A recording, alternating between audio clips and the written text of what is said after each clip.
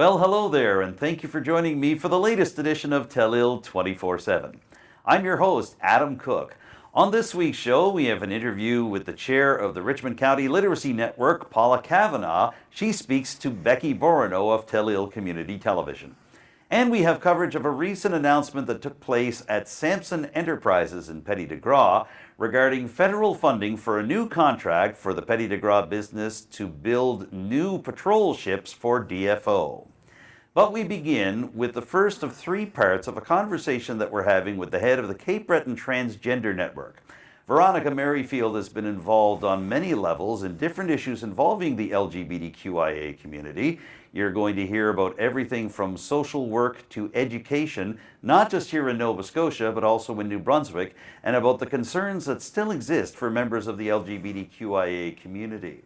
But to begin, we're going to speak about a recent announcement involving gender-affirming care here in Nova Scotia and how recent changes to the healthcare system here could provide more support for those who are trying to receive this care. We welcome now to our Telile studios the head of the Cape Breton Transgender Network, Veronica Merryfield. Veronica, thank you for joining me on Telile 24/7 once again. Hello, Adam. Thank you for having me on the program. Well, it's a pleasure to have you here. As I mentioned off the top, we've got a lot to talk about today. Let's begin with the recent provincial government announcement on gender-affirming care. You were involved to a degree in this. You appeared before Nova Scotia's Standing Committee on Health just over a year ago to talk about the need for gender-affirming care.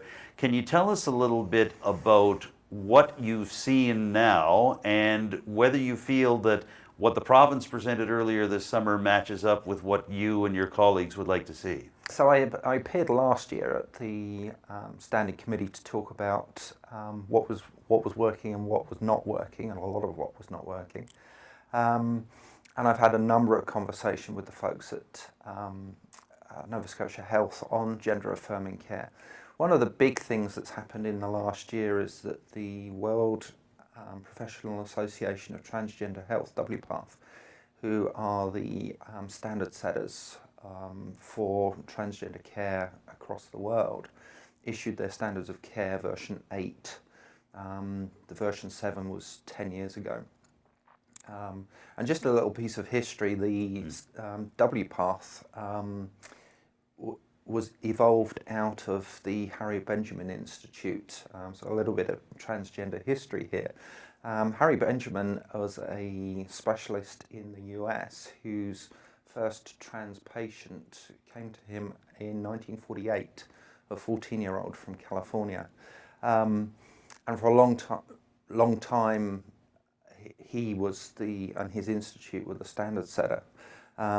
And he introduced the term transsexual in the 1950s, and that term has given way to transgender about 40 to 30 years ago.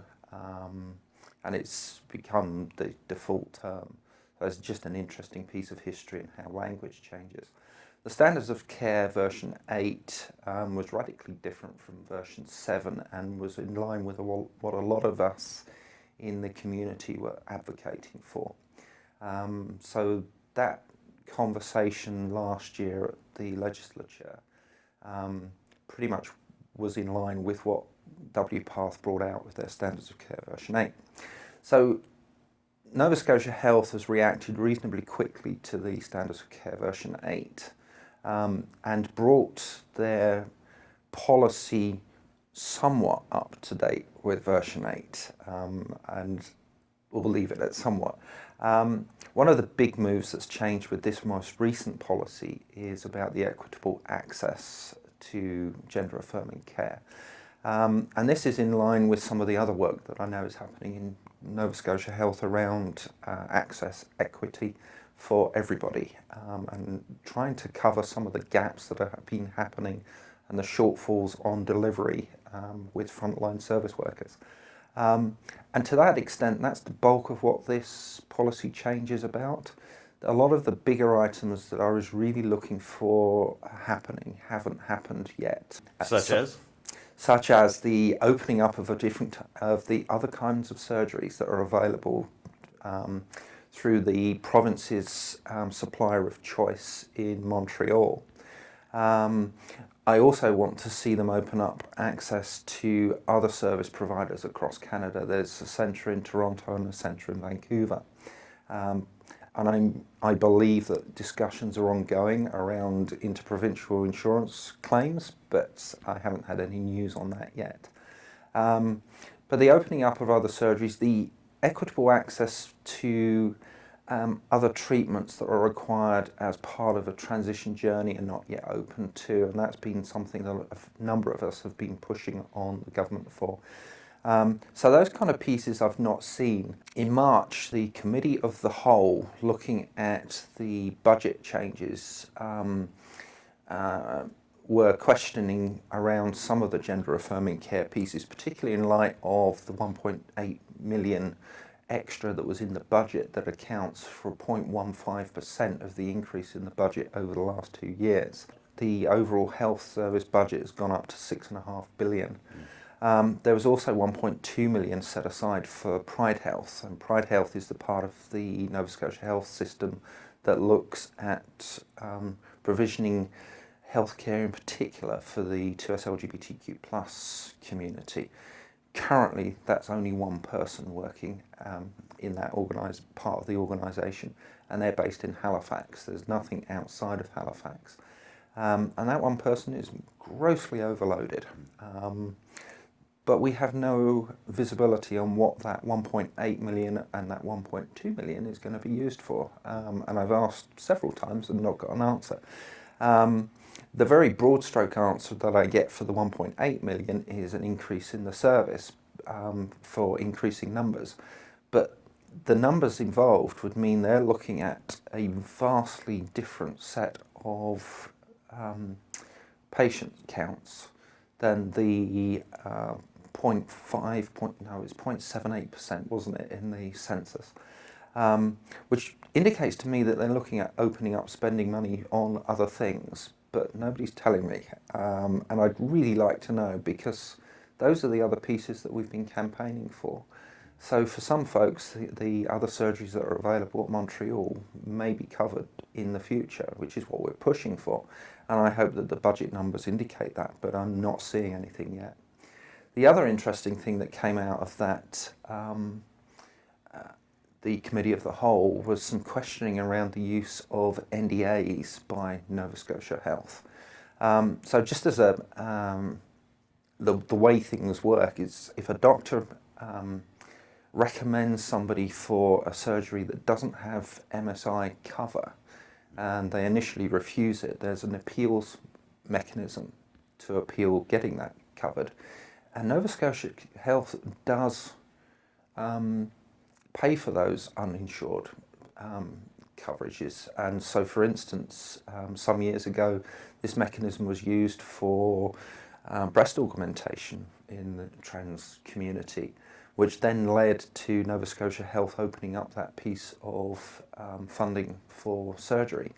So Nova Scotia Health using NDAs to cover up effectively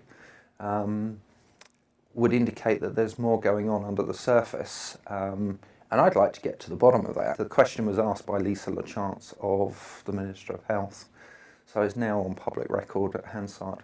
So yes, the overall policy is a step in the right direction, as I said in the quote that I gave them, but there's still so much more to do. So in some respects, yes, it's great and I'm happy it's happening, but I'm also disappointed that the opportunity wasn't taken to do more.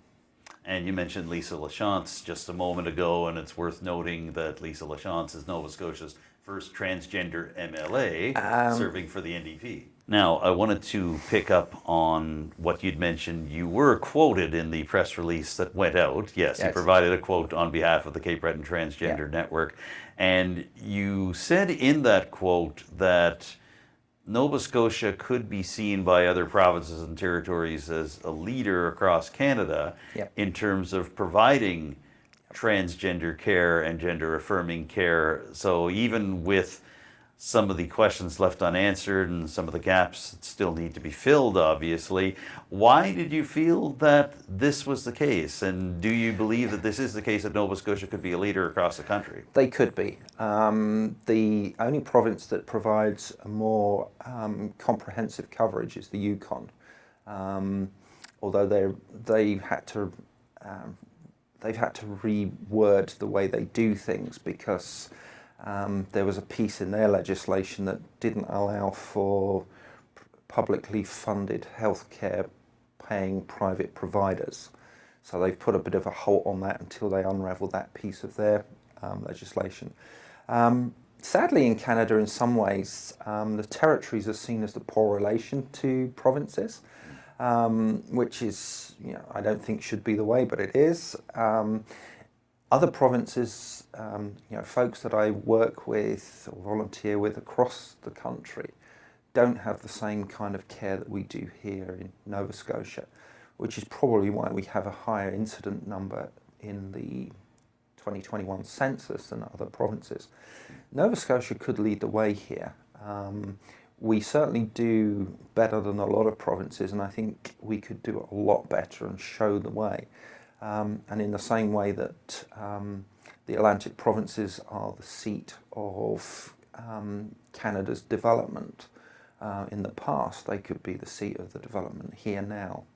And I'd like to see that as an example. So I think politicians have something to be gained here across the country too, if they really wanted to. And certainly equity and equity for all would be a very good thing to come out of Nova Scotia. Is there one or two things within the new announcement that was made earlier this summer concerning gender-affirming care that you look at and say, yes, this is something that we wanted, this is something that we fought for, this is going to make a difference for even one person within the community? Or could you give me an example or two? Yeah, there are, but they're nuanced. Okay. So, for instance, frontline health workers in the past, doctors, for instance, have not always been too open to providing that frontline care, rather passing it on to somebody else. That's one of the issues that really needed to be addressed, and it's one of the issues that is covered in that policy. And I also know that there's different training being made available to make it easier for doctors and nurse practitioners. But that said, I think there's still a lot who just don't want to do it and push out to somewhere else for whatever reason. So things like HRT, hormone prescribing, can absolutely be done by a doctor or a nurse practitioner. It doesn't need a referral to the endocrinologist, and there's very few specialist endocrinologists in Nova Scotia, and they're overloaded too. So I do know that some nurse practitioners around the province are happy to do the prescribing. There's very well established protocols that they can follow for prescribing and blood test result interpretation, but not everybody is doing it. We do have one that I know of, nurse practitioner in Sydney, that does that, but there's no reason why other doctors can't do that. So when I talk about the equity of access, that's part of making it easier for folks to get the care that they need. Some of the pieces around referral letters and aftercare have been made a little bit easier following on from the announcement the year before. Aftercare is still an interesting issue that I'm seeing needing addressing for those that come back from surgery. It's not always apparently available as for practitioners for what they need to do. Montreal do give a whole pile of paperwork to patients when they come back, but a lot of the frontline workers aren't always aware of that, which is something I've been doing on a one-by-one case basis with patients that do go to Montreal and come back. I'll work with their providers to give them that information and help. Yeah.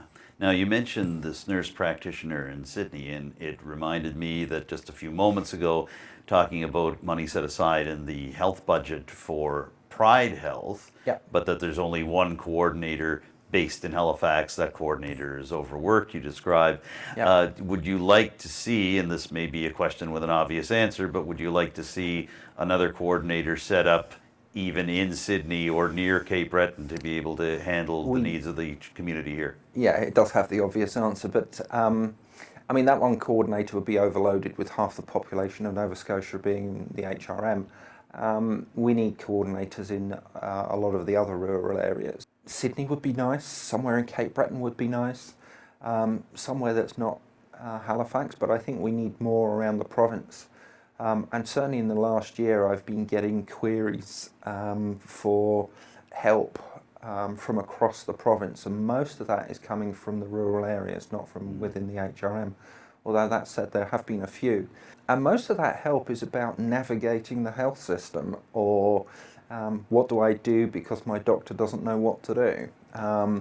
So one of the things I have been able to do from with Nova Scotia Health's help is to have copies of the internal documentation that Nova Scotia Health have that I can pass to people that need the help, to give that to the doctors so that they know where to go look for it inside the Nova Scotia health system. And that's actually proved to be quite a useful thing. So that would indicate that either doctors don't have time to go find this stuff, or it's too difficult to find internally. But, you know, if I can help fix that loop on the outside, then that's what I'll do. And now we'd like to take you to Petit de Grat, where a special announcement took place earlier this month involving the awarding of a contract from the Federal Department of Fisheries and Oceans to a local business that has been renowned for its boat building and vessel building expertise over the past few decades. Samson Enterprises is going to provide new conservation patrol vessels to DFO, so you're going to hear from DFO official Scott Phillips, as well as Rochelle Sampson from Samson Enterprises, and Cape Breton Canso MP and Parliamentary Secretary to the Minister of Fisheries and Oceans, Mike Kellaway. Let's take you to Petit de Grat, where our Telile crews were on hand for this special announcement earlier this month. Thank you for joining us today here at Samson Enterprises, which is located on the traditional territories of the Mi'kmaq people. I want to begin by introducing our special guests and our hosts. First, I'd like to welcome Mike Kellaway, Parliamentary Secretary to the Minister of Fisheries, Oceans, and the Canadian Coast Guard. And here today, on behalf of our new Minister, Le Boutillier, we also have Rochelle Sampson here with us. She's going to be representing the Samson Enterprises. So welcome, Rochelle. So for those who don't know me, my name is Scott Phillips. I'm the Area Chief for Eastern Nova Scotia for Conservation and Protection as part of the DFO Maritimes region. So today's announcement is very exciting for us, and I hope it will be for all of you. I'd like to introduce our representatives from CMP that are here today. From the Maritime region, along with myself, Fishery Officer Caleb Rogers, located here in Lennox Passage. From the Gulf area, we have Area Chief Gabriel Albert and Detachment Supervisor Philippe Chasson. So thank you so much for you guys coming down to celebrate this day. To speak more about this, I'd like to introduce the Parliamentary Secretary Kellaway, who is also the Member of Parliament for Cape Breton Canso. Well, good afternoon, everyone, and I too would like to acknowledge that we're gathered here today on the traditional territory of the Mi'kmaq people. And it's an absolute pleasure of mine to be here at Samson Enterprises on behalf of my colleague, the Minister of Fisheries, Deanna Boutillier, Minister of Fisheries, Oceans, and the Coast Guard.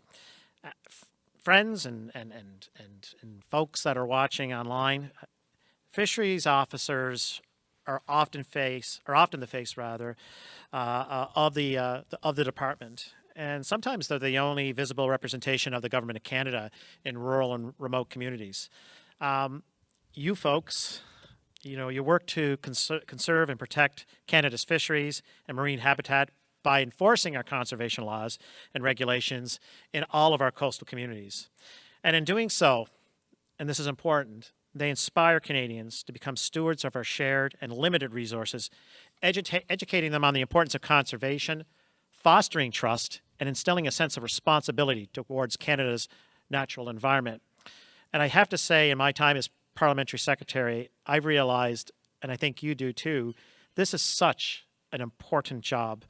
And it's an important job, and I'm thrilled, really, to be here today to share some of the good news that Scott was alluding to that will benefit our fisheries officers and the people and the wildlife they rely on with respect to these waters.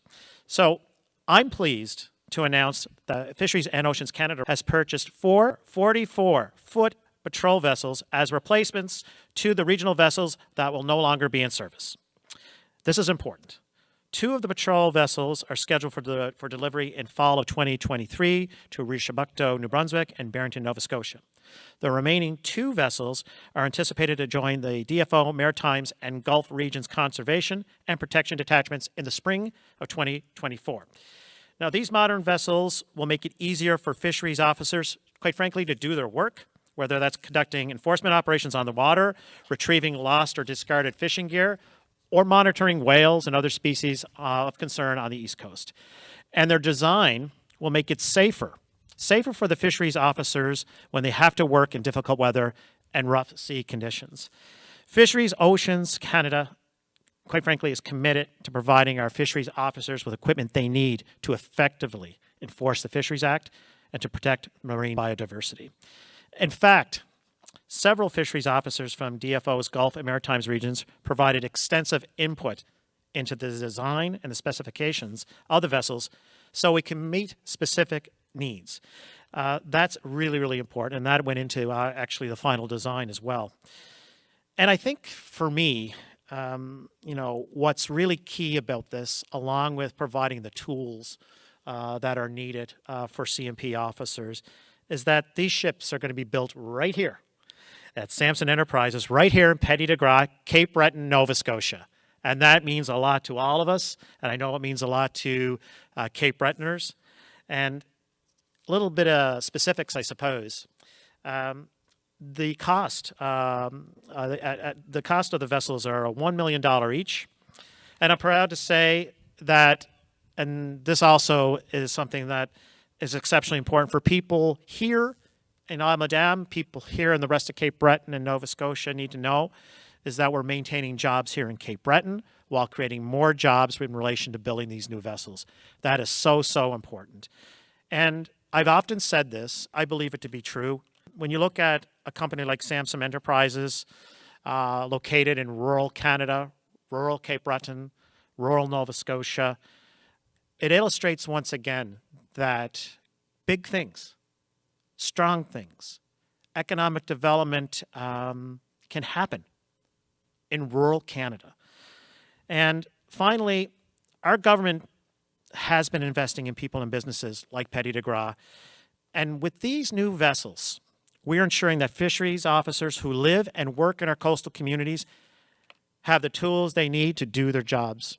And I want to say this before I leave. CMP officers have a difficult job. But my God, they have an important job. When these men and women, they go out to conserve and protect, they're serving Canada. And I will say for me, over the last 2 years, you have my undying gratitude for the work you do. And I've gotten to know many of the CMP officers, and my goodness, they are fantastic at what they do. So thank you for the work you do, Samson Enterprises. Thank you for the work you're going to do. And I'm looking forward to these vessels being built here in Cape Breton, maintaining and creating new jobs and providing the tools that these folks need to do their jobs effectively. Thanks and have a great day. Thank you, Mike. This is great news for conservation and protection program, and as Mike alluded to, these vessels are going to just be such a safe vessel for our guys to work off of, our guys and gals, and it's a much needed asset, especially with the changing times in the fisheries and how everything is getting bigger and faster. So we're trying to catch up now. So with that, I'd like to bring up Rochelle Sampson. She's going to speak on the procurement of these vessels on behalf of the Samson Enterprises, and she can introduce her team that's alongside of her. Rochelle? Hello, everybody. My name is Rochelle Samson. I'm the office manager here at Samson Enterprises. My team over here, starting from the right, would be Dave Quigley, and he is our production manager in Lewsdale. So he is the manager to which those boats are being constructed. In the center, I have Aidan Sampson, and he is the marine site manager of this location here, where the boats come to get finished. And I've got Donald Keogh at the end, who is the general manager, so he oversees all operations here at Samson Enterprises. So we are very proud to be announcing our successful procurement of these contracts today. And this contract is not only a substantial milestone for Samson Enterprises, but also an opportunity to support and maintain our current operations here. As a homegrown boat builder, we are deeply committed to investing in our community and continuing to provide employment for our skilled workers in the marine industry. With over 15 years of experience building patrol vessels for the Department of Fisheries and Oceans, we are confident that our team's impeccable craftsmanship and attention to detail will shine through in every vessel that we deliver. So we thank our Conservation and Protection Program for entrusting us with this opportunity, and we look forward to a successful collaboration. Thank you.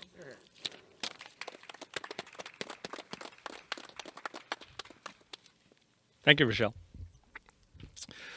As a CMP group, we are looking very forward to receiving these vessels, and my own experience over the last couple of decades with the vessels that Samson has provided, patrol vessels. We know the craftsmanship, the expertise, and the service delivery and working along with Samson is second to none. So we know we're going to get a vessel that's going to meet our needs, as I mentioned before, as our changing needs for how we do our patrols happens. And now we welcome back Veronica Merryfield, the head of the Cape Breton Transgender Network and the education coordinator for Cape Breton Pride. We're going to be talking about education issues in this particular segment here in Nova Scotia and also in New Brunswick. But we're going to begin the conversation with the subject of an open letter from the Nova Scotia College of Social Workers to the Minister of Education for Nova Scotia, Becky Bourinot. The Cape Breton Transgender Network was one of several signatories to this letter from the Nova Scotia College of Social Workers to the Minister of Education. Here to explain what it's all about is Veronica Merryfield. So can you tell me what this letter was about and why the Cape Breton Transgender Network supports this missive to the Minister of Education? Sure. So I was approached by the Nova Scotia College of Social Workers when they were looking at doing this. As a response to activities that happened at a school, French-speaking school in Bedford, where a complex set of events happened around a transgender student. The consensus was seen that whilst Nova Scotia's Education Department has guidelines on the treatment of students, or the fair and equitable treatment of students in schools, it's not being applied consistently across the province. Some schools will take their guidelines and really work with them, and some have been doing that for nearly a decade, and other schools just push back and say we can't do that.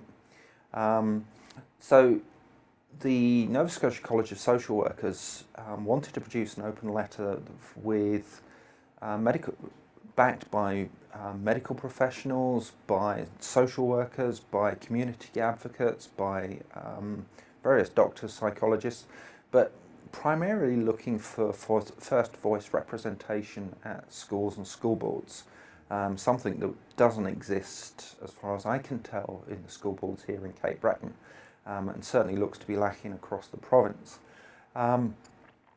So the letter was produced calling on the Minister to do better, to have schools and school districts applying those guidelines, or in fact moving those guidelines to being mandatory. The Nova Scotia College of Social Workers also put on a lunch and learn session a few weeks ago, at which school students, parents, community advocates such as myself, psychologists and other health professionals all spoke about this issue. And the issues for the schools that don't do this is that there's no safe spaces for things like bathroom access, that there's no generalised policy around or execution around how they talk about gender-affirming activities, how they treat their students with things like pronouns and names. And this does get complicated because there's this requirement for the use of legal names for some things, but the use of names that people want to use. And there always seems to be a pushback around this with gender, yet everybody's quite happy to use nicknames. And it still beggars belief why this is such a problem, but it is. So in the schools that I've advocated with students for, I often see the pushback of we can't use names, we can't change the pronouns because our system doesn't allow it. But I also get from schools that use the same system that they do in fact implement this, and they seem to implement it really quite well. My limited research into this conversation with the Nova Scotia College of Social Workers indicates that in terms of bathroom access, there have been some instances where not only is it not made perfectly clear that this is a separate washroom for those who need it within the transgender community and for other reasons, but often it is taken over by people who want to go in there and smoke. And that breaks down to basic policing, and are you disappointed to see that even in this day and age that's still the case? It is disappointing, and one of the reasons for that is that those bathrooms are often at the extreme ends of the buildings rather than in some sort of more popular place. And there's still this idea that we have to have bathrooms that are segregated, yet I know in other educational establishments like CBU, there are universal bathrooms that work really well, so they don't in play. They're still changing things there, but there's a number of universal bathrooms. So if CBU can do it, I'm sure that other organisations can do it. It's not rocket science. But yes, that's one of the issues, and that's why some of these places end up being locked, and that creates a whole pile of extra problems. The schools that I've been to that do better and have been trying to do better are getting pushback from the Department of Education that they won't fund the changes that are needed to the buildings to make that work. So that's what the Nova Scotia College of Social Workers are pushing on. The open letter also talks about how this plays into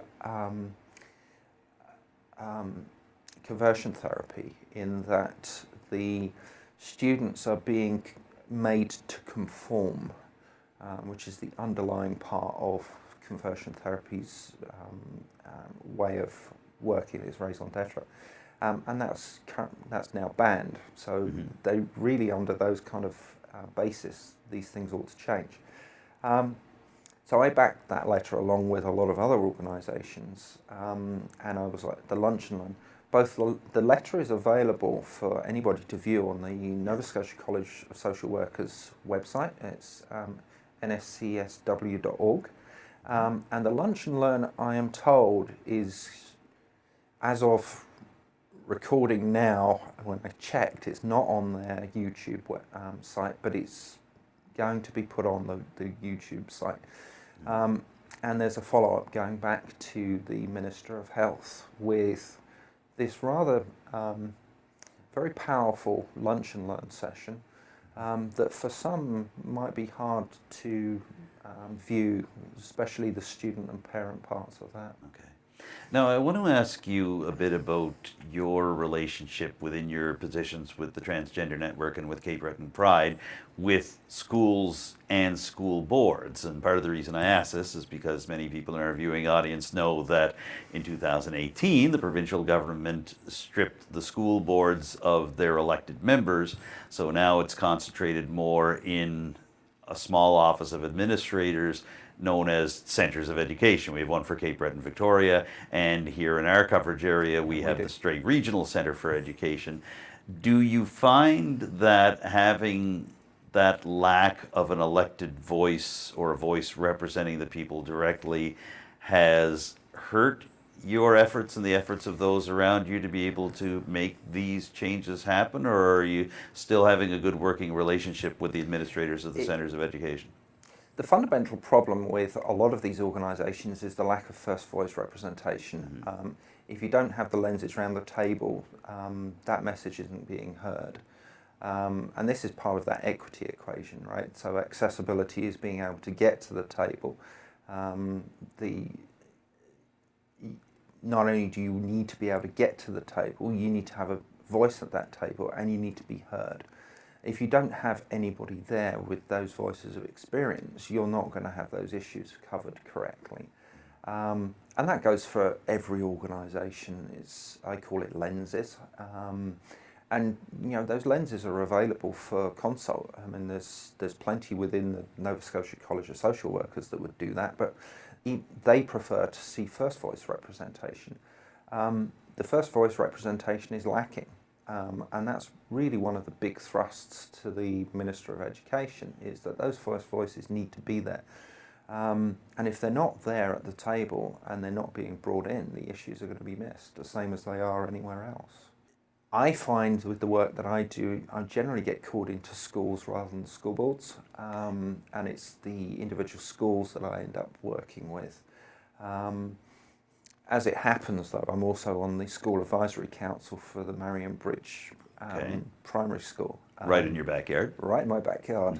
And I'm concerned about some of the things I see even in a small rural primary school. I recently did some work with the Nova Scotia school counsellors in Cape Breton to bring them into a bit of education around what they're doing. And I've been approached by a few of them to do and help with GSAs, so the Gender and Sexuality Alliances. Yes. And interestingly into primary education, which is a big change, and it's a big change that's needed. I've also recently done some training work with the early childhood educators. And the reason why this is so important is those who are non-binary or transgender often know when they're really quite young. And many of us who sort of transitioned some years ago, and of that generation, just didn't have that visibility or exposure when we were young. So we ended up being sort of those 4 or 5 year olds who had no idea what any of this was, knowing that there was something desperately wrong and not knowing what to do about it. And that aloning can be absolutely devastating, particularly if it goes on for many years, which is what happened in my case, but I'm not the only one that happened.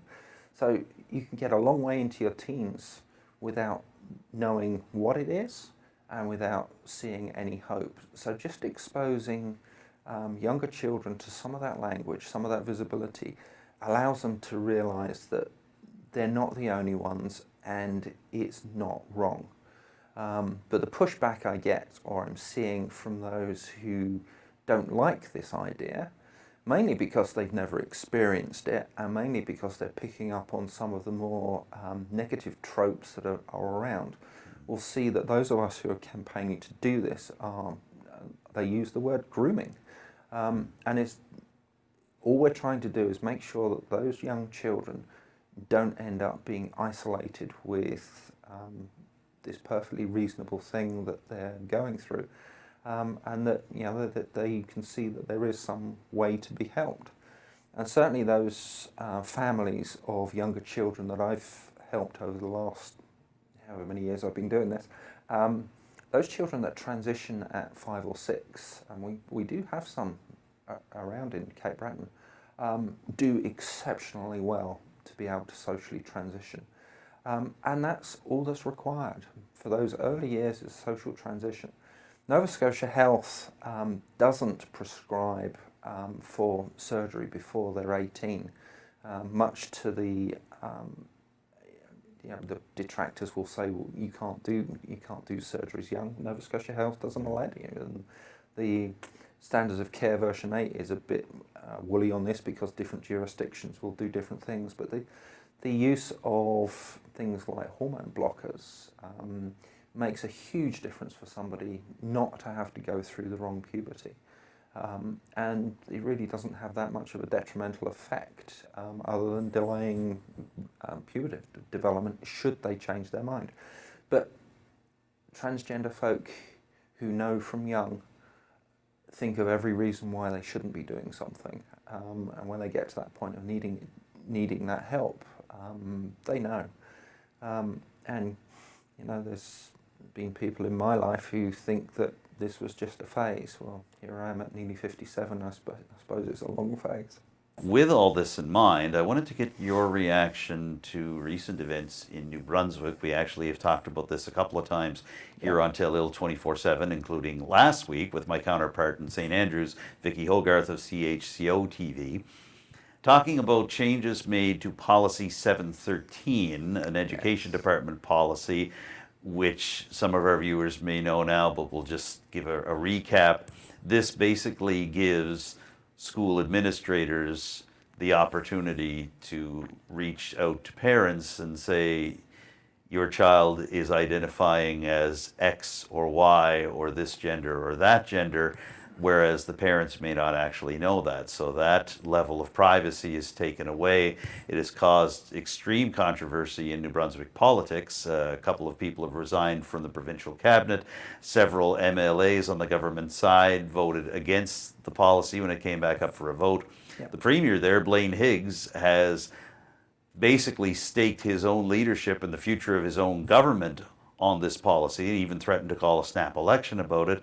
What did you feel, first of all, personally, when you saw this unfolding over the summer? What's your reaction? So just to pick up on the words you used there, the school administrators weren't given the opportunity, they were mandated to tell parents. The issue here is that youth students who come out at school are doing so because it's perceived to be a safe place. And if they're not doing it at home first, then you know that the home is not necessarily the safest environment for them to come out. And hostile home environments for students who are transgender, non-binary, or coming out as gay, lesbian, bi. Those hostile homes exist and they are very difficult. And I've sat through a number of GSA workshops run by students talking about how they navigate those hostile home environments, and it's heartbreaking. Students that can come out at school at least have somewhere they feel is safe to be able to get the support that they need in their journeys. To have the province tell schools that they are mandated to tell parents takes away the safe space that those students have. And for some of those students, it's the only safe space they do have. And I've been reached out to by students here in Cape Breton, asked what to do about their home environment, and the only place that they can talk to somebody is at a school. And helping them navigate that to provide them the support that they need. Taking that away from schools was a heavy blow.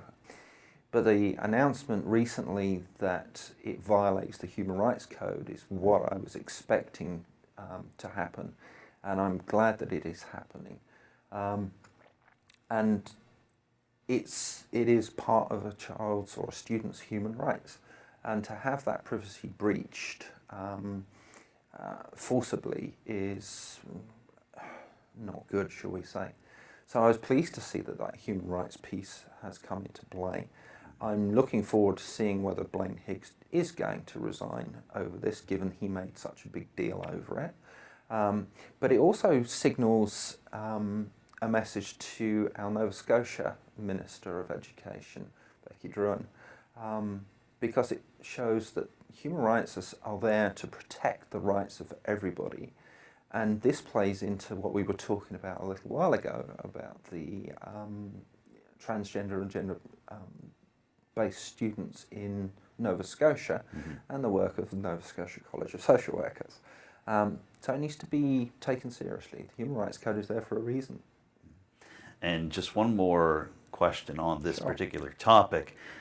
I've spoken to you about this, to Taylor Linloff as well in Port Hawkesbury, to to Jana Reddick, who works with you on Cape Breton Pride, about the idea of individual American states enacting legislation regarding issues like this, and the idea that the chickens could come home to roost.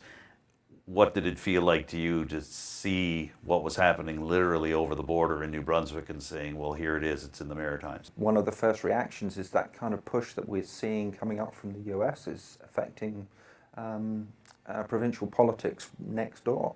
And I know it's affecting provincial politics around Canada. But right on our doorstep was pretty hard to see. But I was glad to see that got its pushback from our Human Rights Code. And I'm expecting to see more coming up from the US. They're still pushing hard at individual states. The numbers are still going up in the pieces of legislation that are being put forward to take away some of those hard-earned rights for transgender and non-binary folk. It's tough to see. We'll be speaking about some more positive aspects of the LGBTQIA community and pride activities here in Cape Breton in just a moment. Right now, we'd like to send things over to our good friend Becky Bourinot, the General Manager here at Telile Community Television. She had an opportunity to sit down recently with Paula Kavanaugh, who became the chair of the Richmond County Literacy Network just a few months ago. I got to speak to her at that time, and she has some follow-up activities for the Literacy Network to tell you about right now. So here is Becky Bourinot's interview with Paula Kavanaugh here on Telile 24/7. So now you have a lot of things all of a sudden going on.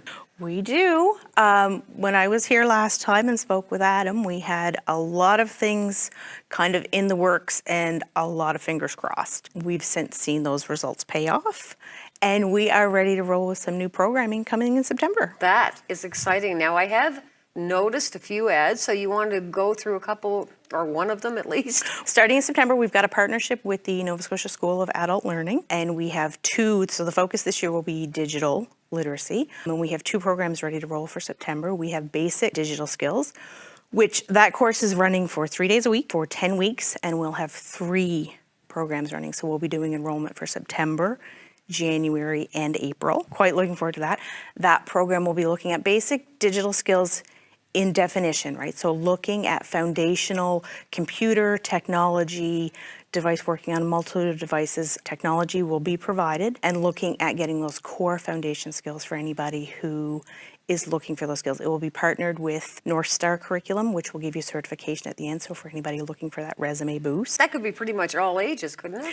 That could be all ages. We're really looking at anybody who, for whatever reason, feels, that they need those skills, that they've been lacking them, lack of access, and really looking for that, building that job market, right? Those marketable skills. Oh, yes. We live in a digital world. We sure do. And those marketable skills to get either into the job force or back into the job force. Well, I understand that whole idea of having to have digital skills. Yep, no doubt you would here. I get it. We also have a digital wellness course, and that one is looking at, so there's 2 major program offerings. The digital wellness course is running for 38 weeks, but it's a continuous intake program, and it's really looking more at for people who have the technology and who are accessing it and using it, but who need to kind of maximize those skills. So looking to really make the most of those skills and also protect themselves in the safety, privacy. Oh, yes. Right? There's one thing to know to be using it, there's another thing to fully know the scope of what you're using and the risks that may come with that. Right. So that continuous intake program means that people can come for as long or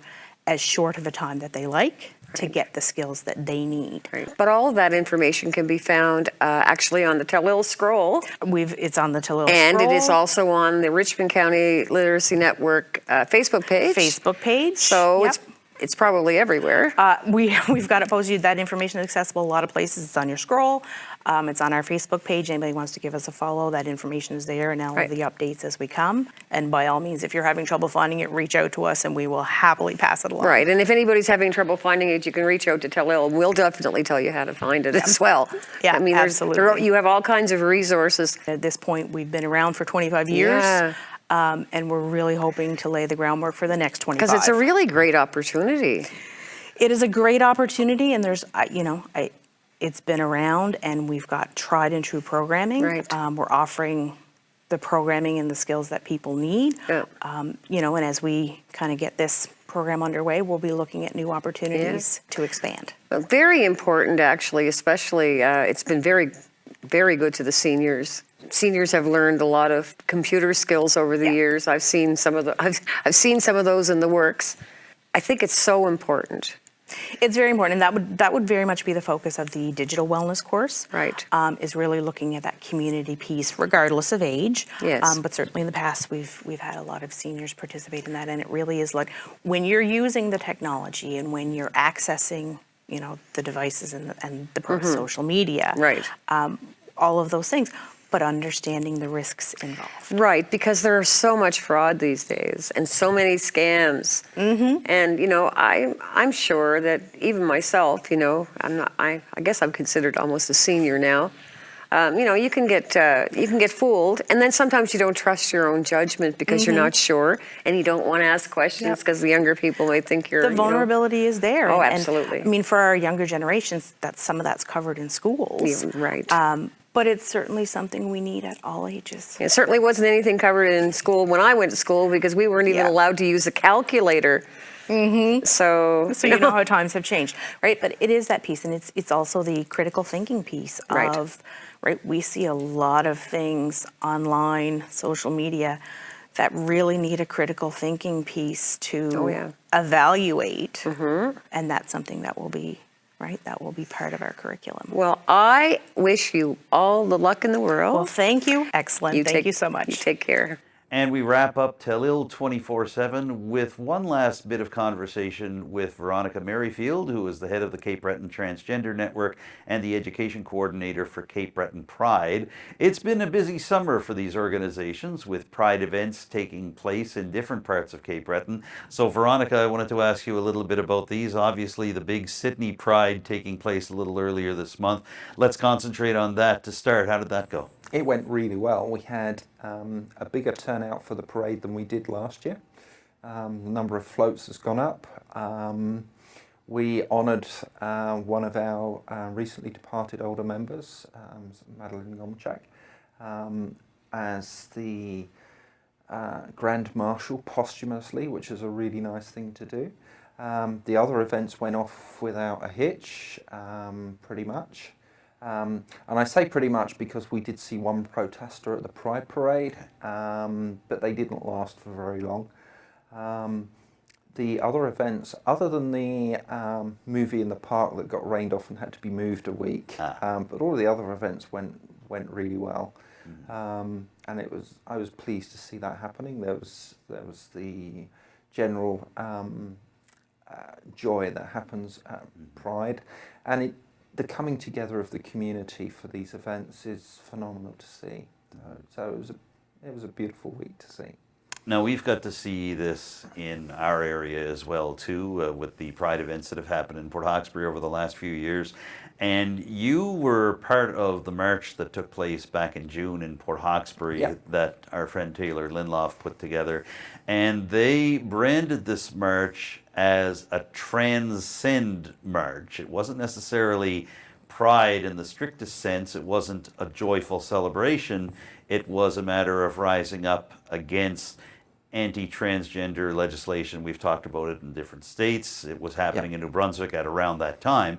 So it's interesting sometimes to look at this and see that a pride march or event seems to be equal parts joy and equal parts celebration of being who you are, but at the same time knowing that security is as important as anything else and protection is as important as anything else. So can you just offer me some thoughts about contrasting a very specific march like that in Port Hawkesbury with the, say, for example, the Sydney Pride event?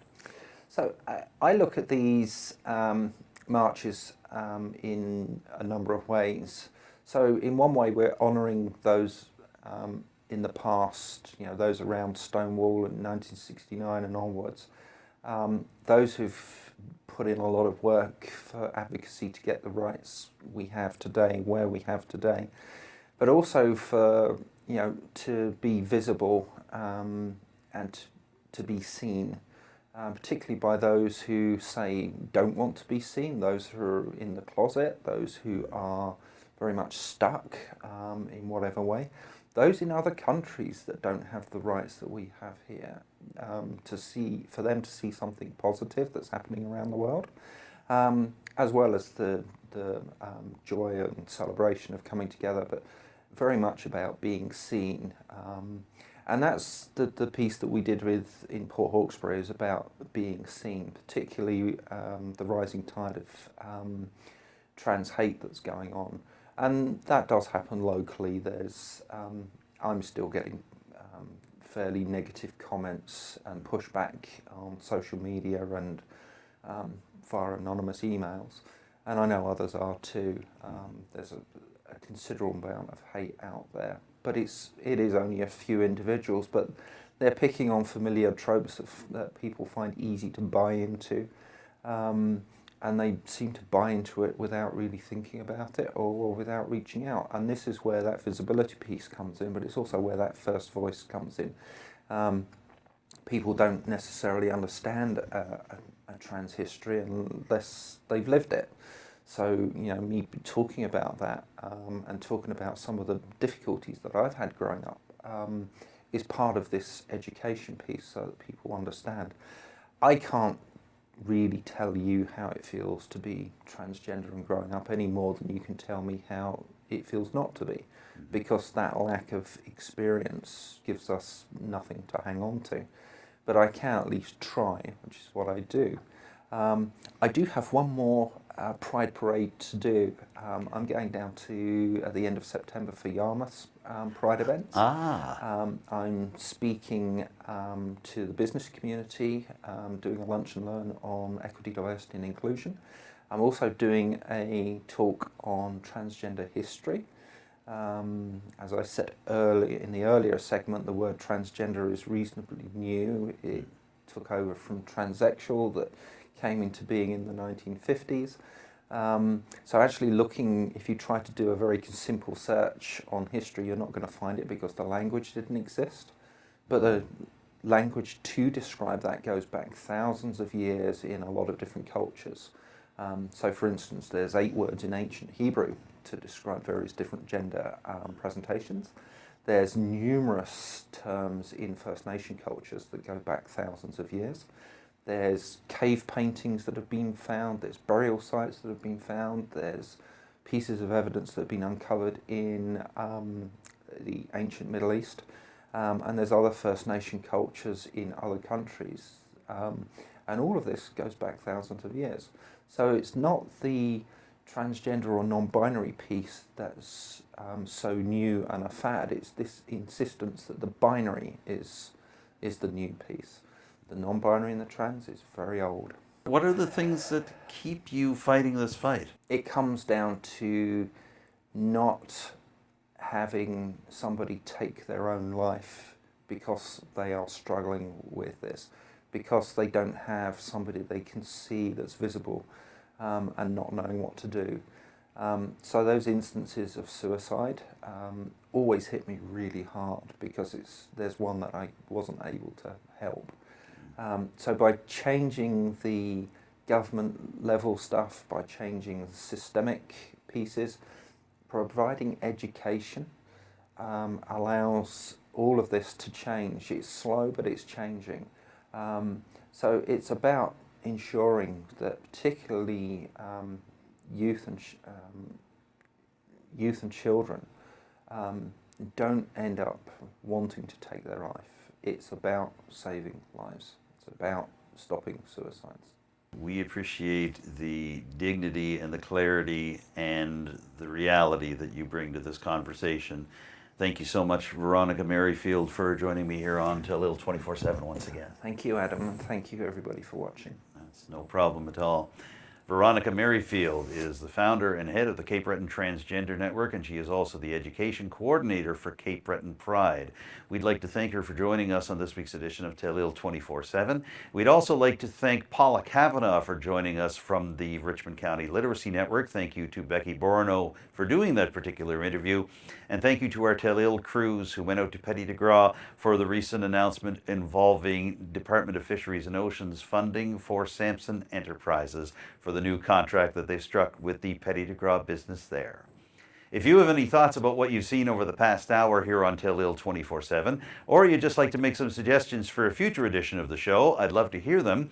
You can contact me directly. My phone number is 902-625-8863, and you can email me using the address adamjrcook, Cook with an E, @gmail.com.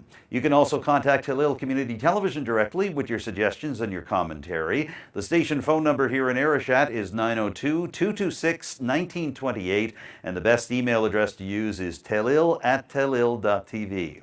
As always, you can follow Telile on social media. We're on Facebook, Twitter, Instagram, TikTok, and YouTube. Our YouTube channel features every single edition of Telile 24/7, including this one, as well as individual segments and interviews from our shows, and we offer the same service for our sister program, Roundtable.